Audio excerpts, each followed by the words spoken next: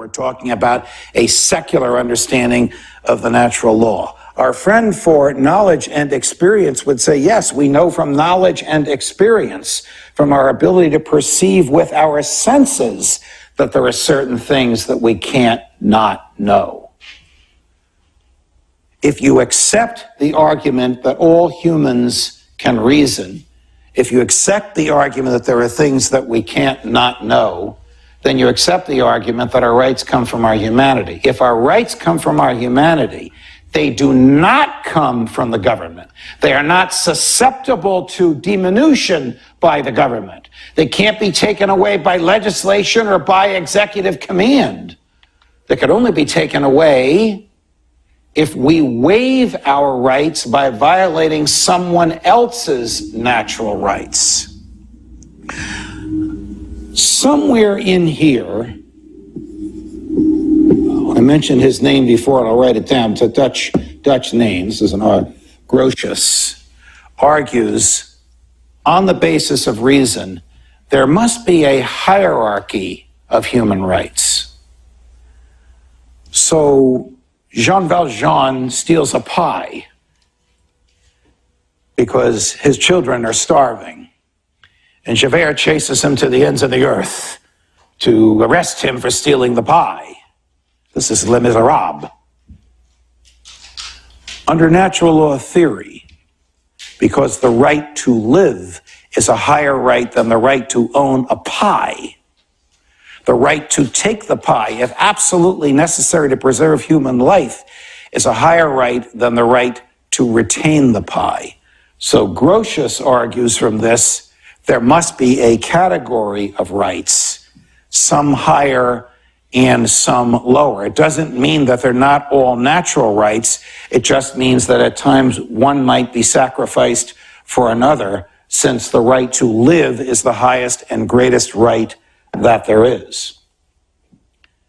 In the 20th century, our dear friend Murray Rothbard makes this very easy for us to understand by articulating the non-aggression principle, which is that all aggression, which he defines as, and there are many, many theories about what is aggression, what is not, and there are many Supreme Court opinions on what is aggression and what is not, but we'll accept Murray's theory because it's easy to get a handle on for our purposes. Aggression is force or fraud. So all force or fraud against the person or the property of the individual is illicit. Emphasis, all force or fraud. That means not only from my neighbor, that means from the government as well. Murray used to like to tell this story. You're at home one night. You're not watching television. If you're going to the University of Chicago, you're reading at home one night. There's a knock on the door. You open the door. There's a guy there with a gun. The guy says, "Give me your money. I want to give it away in your name." The heck is this all about? I better call the police. He is the police. He's a tax collector, there to take your money and give it away in your name. Does that violate the non-aggression principle? Of course it does. It's using both force and fraud to deprive you of something that is absolutely and naturally yours, which is your possessions. And when I say on air at Fox that taxation is theft, I mean, aside from some of the things I've said about the one in the Oval Office, nothing has caused me more grief than this. Even my fellow libertarian at Fox, though he's not there anymore, a wonderful human being that many of you know, does a lot of lectures like this for young people, John Stossel, would say, "Would you please stop saying taxation is theft?" I said, "Why? It is theft. You agree with that, don't you?" He goes, "Yeah, but I can't say it, and my people want to know, why do you say it and I don't say it?" When Jefferson wrote the Declaration of Independence, DEC for declaration, he used iconic language that we endow our rights from our Creator and that our rights are inalienable. Well, that's back to this, that they are inalienable and they come from the Creator.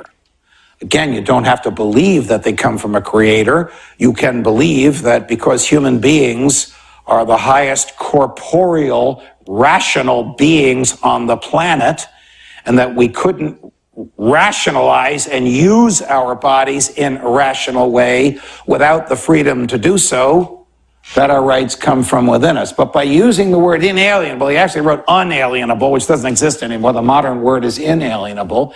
He's wedding the country at its birth to the idea that our rights come from our humanity. This is very important because it is the essence of natural law theory. If our rights come from our humanity, then the government can't take them away. If our rights come from our humanity, then taxation is theft. If our rights come from our humanity, then every benefit of every doubt, to use the modern technology, the default position is in favor of human freedom and not in favor of the government. I was trying cases, criminal cases, in the Superior Court of New Jersey and Hackensack, New Jersey. It seems like 100 years ago, and I would say to prosecutors, well, why is this the law? Well, it's the law because the legislature wrote it. Positivism. Written down and ratified. That's all that's necessary for positivism. Written down and ratified. It could say the tax rate is 80%. If it's written down and ratified under positivism, it's the law. There's no moral tie to law in positivism. The attraction of positivism is that the government, that the people get the government that they deserve. And they can vote any government in or any government out and vote in any type of legislation that they want. But because it is not tied to any moral belief, like our rights come from our humanity, I mean, Hitler was popularly elected. That's the most egregious example of all of this.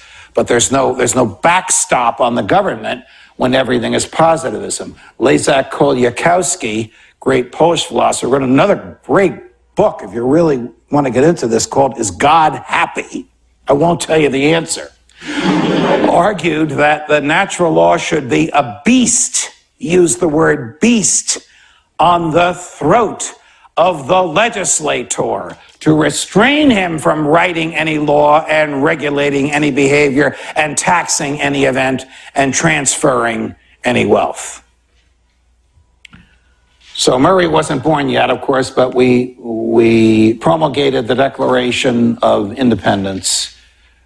We won the revolution. We wrote a constitution, and then we wrote the Bill of Rights. So everybody knows this phrase: Congress shall make no law abridging the freedom of speech. Question: which is the most important word in that phrase? I'll repeat the phrase for you. It's a trick question. 10 words. Congress shall make no law abridging the freedom of speech. Madison argued for hours over one word in that sentence. The freedom of speech demonstrated indisputably the belief of the framers that it pre-existed the government. Well, if the freedom of speech pre-existed the government, it didn't come from the government. If Madison were here, we would say, where did it come from? And he would say, well, look at what my neighbor wrote when he wrote the Declaration of Independence. It's one of those inalienable rights that he talked about. So little Jimmy, as they called him, he was all of 4'8". I would love someday, maybe in heaven, I'm not going to, bodies in heaven, I don't know, the resurrection of the dead, of the body, to stand next to little Jimmy. Because I would look like Shaquille O'Neal standing next to him. So little Jimmy, you protected all these expressive rights. Think as you wish. Develop your personality as you see fit. O'Reilly. Say what you think. Publish what you say. Assemble or not assemble. Worship or not worship. Petition the government or not petition it. The right to keep and bear arms. The right to self-defense. The right to keep the government out of your property in wartime, no matter how badly they need the property. The quintessential American right, the right to be left alone. I'm going down the Bill of Rights. Okay, little Jimmy, what did you do about natural rights? The 9th Amendment. You cannot understand natural law and its place in American history without understanding the 9th Amendment. which Madison argued over. I love Madison, even though he had this bad phase in his life when he was a big government federalist and he pulled a lot of shenanigans to get the Constitution adopted. But then he got in the government and realized how awful it was and how the government had to be shrunk. But the Ninth Amendment basically says all those rights that we listed in number 1 through 8, that's not all the rights there are. There are many other rights that human beings have that the government shall not disparage. About as strong a language as you can see in anything in the Constitution. It is the Ninth Amendment that is the manifestation of natural rights as the basis for the protection for all the rights in the previous 8. Another trick question. If Congress proposed a repeal of the First Amendment, Congress proposes by 2/3 votes of each house. The president has nothing to do with the amendment process. The states ratify the repeal. There is no First Amendment. Do we still have the freedom of speech? Answer, under positivism, we do not, because the law as written down has removed it. Under natural law theory, because it comes from our humanity, of course we have the freedom of speech. It's integral to our existence, irrespective of what positivism says. When NLT and positivism meet, that's good law. That is such a tiny fraction of a percentage of the laws that exist. How many federal criminal laws are there? 4,400 federal criminal laws. There isn't a human being in the world who has read and understands all of them. But the very, very few that are consistent with natural law theory are the areas in which positivism does the right thing. Question: if the legislature of the state of Alabama repealed laws against murder and Anton shot me dead, can he be prosecuted for murder? Under positivism, no, because there is no law against murder in this crazy theory that I've just proposed in the state of Alabama. Under natural law theory, of course he can, because he has violated the greatest right I have, which is the right to stay alive. The criticism of natural law theory is that it is the opposite of positivism. What are the 2 requirements of positivism? Written down and ratified. The natural law is not written down anywhere. Why? Because we can't not know it. Because we know it from our hearts. You can read Aquinas until you're blue in the face. This is the secular side of Aquinas. This is the reason side of Aquinas. This is his taking everything that existed up to the time that he wrote and codifying it. And it's still not enough, because the natural law is an onion, because we keep peeling it and finding more things in there. Before we leave, I'm going to give you a modern day example of the use of natural law, which Aquinas, as a Roman Catholic monk and saint, would be repelled by, but which is absolutely consistent with the natural law. Because as life becomes more complex and people live closer to each other and they have more interaction with each other, there's more of a need to ascertain what are our rights. So, I had an experience with Justice Scalia once. A great experience of my life was to be a good friend of his the last 10 years of his life. A real character. I was interrogating him before 2,500 people at the Brooklyn Academy of Music. This was not a Fox production, or there would have been all kinds of bells and whistles. This was a Brooklyn Law School production. I was a professor on the faculty there at the time, and we invited him to come. We got so many people that wanted to come, we moved it from the law school to the Brooklyn Academy of Music. And he looked at me and said, "You're a freak for the natural law. I'm not obliged to follow the natural law. I'm only obliged to follow the Constitution." What about the Ninth Amendment? The rights not articulated but retained by the people shall not be disparaged. Well, how do I know what those rights are? Took my iPhone out. I said, This is an iPhone. Yes, I know. You're going to go to privacy, right? Yeah, I'm going to go to privacy. Well, that's the Fourth Amendment. Yes, we all know that, Your Honor. That's the Fourth Amendment. The Fourth Amendment protects persons, houses, papers, and effects, and nothing more. Nino, inside this iPhone is a computer chip. Isn't that an effect? Didn't Madison mention that type of thing?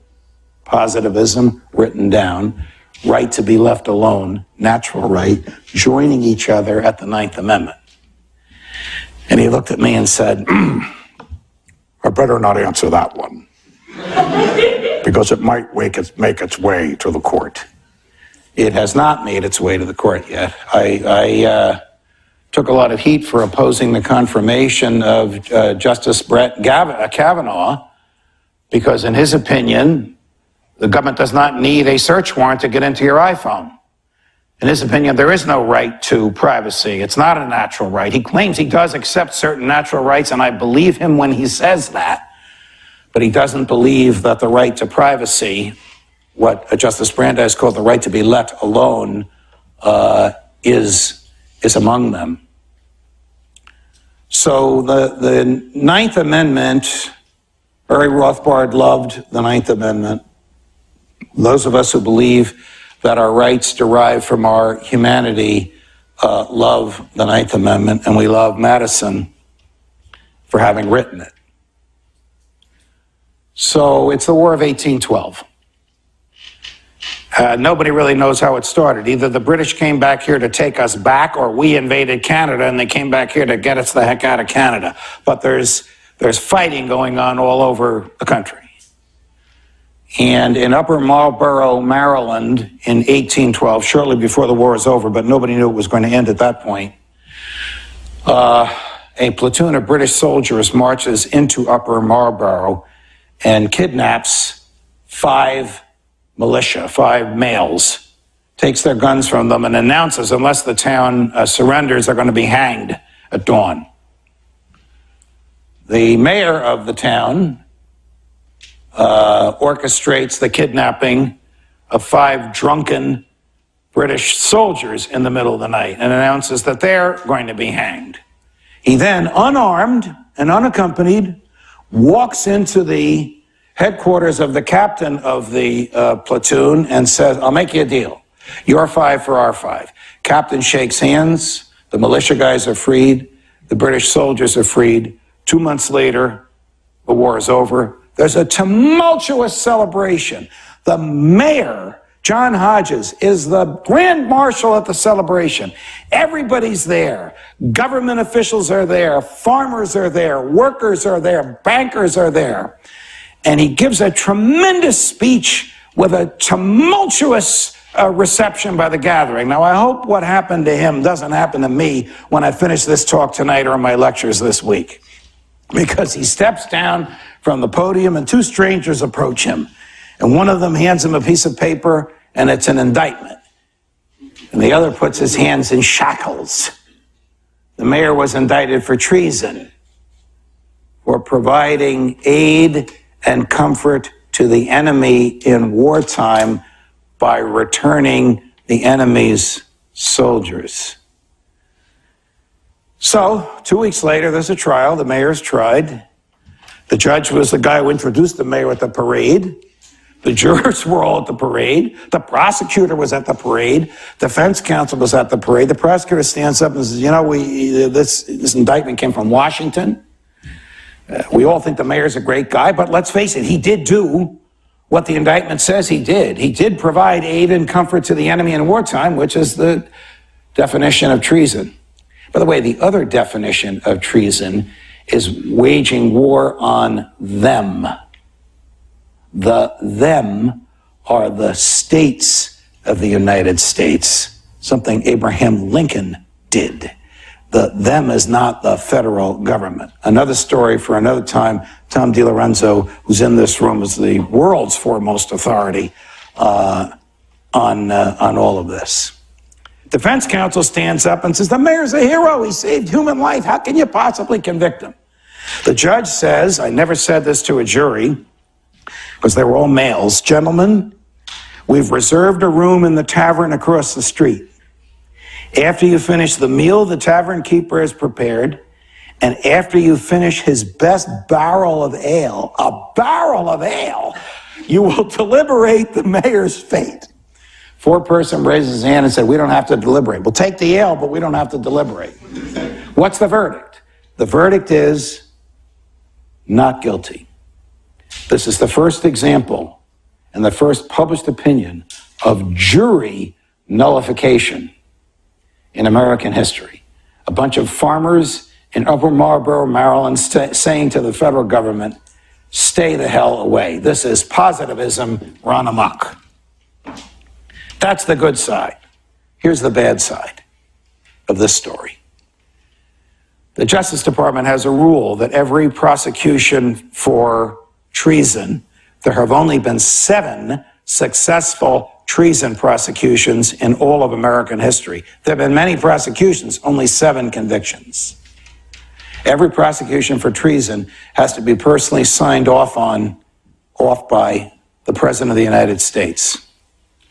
What left-wing pinko big government creep was the President of the United States in 1812? Little Jimmy, who wrote the Constitution, who insisted on the word "the" in the First Amendment, and whose pride and joy was the 9th. So the world obviously looks different on the outside of power looking in than it does on the inside of power looking out. And Madison might not be a good example for this because he moves around a lot. I mean, he starts out as a radical. He then becomes a federalist, which is the big government crowd, the Alexander Hamilton and John Adams and George Washington crowd. He then becomes an anti-federalist and is back with his buddy Jefferson.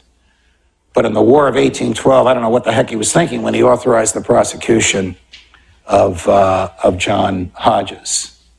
Lou Rockwell has argued magnificently that almost everybody in the government suffers from libido dominandi. Not that kind of libido, the lust to dominate.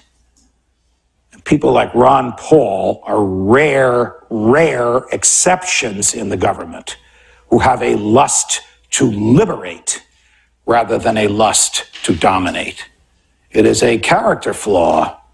And you want to go back to our friend Augustine, not Aristotle, Augustine, he would say it's because of original sin that we all have this lust to dominate. I don't know where the hell it came from or why we have it, but the do-gooders and busybodies of the world get themselves elected to government so they can tell the rest of us how to live.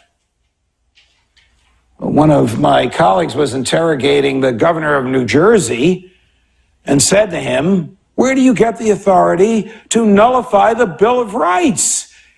You have made it illegal to travel and illegal to assemble and illegal to engage in commercial intercourse. These rights are protected by the Constitution. Murphy said, but the Bill of Rights, that's above my pay grade. So what once were liberties guaranteed are now liberties mocked. The very, very dangerous situation for us to be in when a governor can assume to himself, in the case of Michigan, herself, powers given to the legislature. Cuomo says, well, the legislature enacted emergency legislation right before the pandemic started because we're smart in New York and we saw it coming. And they told me that I could regulate private behavior. And I've done so with my executive orders. Well, the Constitution, this is a G and that's a C, has the guarantee clause. The guarantee clause guarantees that the states shall have Republican, lowercase r, form of government. What does that mean? That means only a popularly elected representative body can enact laws, and it means that there's the separation of powers, meaning the entity that enacts the law can't be the same entity that enforces the law. This is constitutional law 101 that the governors have violated, and very, very few courts have had the intestinal fortitude personal intestinal fortitude or fidelity to the Constitution to invalidate. No matter how well-intentioned these governors may be, no matter how sound is their medical advice, and there's medical advice all over the place. You can get an expert to say almost anything you want. In fact, when you go to an expert to say, you know, I need you to come on the witness stand and we'll say this, and he'll say, here's what it's going to cost you, or exactly what is it you want me to say? Because for the governor to write a law and then enforce it is no law at all. And one principle of NLT is an unjust law is no law at all and commands no allegiance whatsoever. We all know when a law is unjust. It demeans a human being. It violates the natural order. It claims that good is evil or evil is good. That's what we're all existing through now in these dark days where governors on their own in the name of public health have crushed our liberties. Well, if our liberties are natural, if they come from our humanity, if they're inalienable, as Jefferson called them, if a right is not a permission slip, if a right is a human claim against every other person and thing, then a governor can't take them away, and a legislature can't take them away. They can only leave us if we have given them away. If I rob a bank, I have violated the natural rights of the depositors of that bank and have forfeited my own freedom. That is the only way that I can lose my natural rights, not because a governor says it's for the common good. If the common good could trump natural rights, Trump lowercase t, and I want to get involved with him in this conversation. By the way, he called me the other day, but I'll tell that story later. It had to do with Italian food. You'd think he'd have other things in his mind, but nevertheless, if the common good could trump natural rights, then they wouldn't be rights. They would just be a permission slip susceptible to this, which is whatever the government wants as long as it is written down and as long as it is ratified. What will the government write down and ratify? Whatever it wants. Whatever it thinks will keep it in power. Whether it needs the support of a popular majority or whether it just needs the support of a radical minority. I sometimes think the only reason we have liberty in this country is because we have radical minorities willing to agitate for personal freedom, willing to make great sacrifices in order that liberty might prevail. Because without that check on the government, they will reject inalienable rights. They will reject those that are not mentioned above are retained by the people and shall not be disparaged by the government. They will reject that we can know right and wrong from reason, and we need the freedom in order to ascertain reason, in order to exercise reason, in order to get to find out what is right and what is wrong. I don't know where all of this is going to lead us, but I fear for dark days to come. Now, I've been doing these lectures and saying this stuff on television for a long time. Sometimes you get in trouble when your bosses don't like it. What are you going to do? That's why we have contracts. Well, although these governors can believe they can abrogate contract, they can abrogate the sanctity of a voluntary agreement.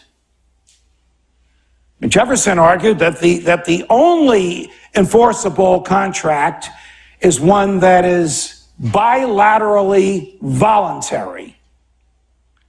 So taxes are theft, unless you're crazy enough to want to enter into an agreement with the government whereby you will give them what they want.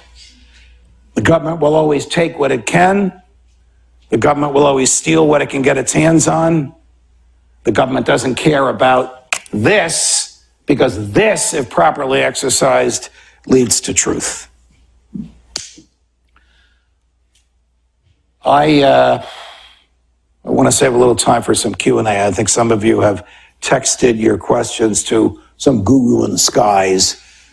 I'm just going to read the questions, and then I'll be happy to respond to them. I expect that when the end of my days come,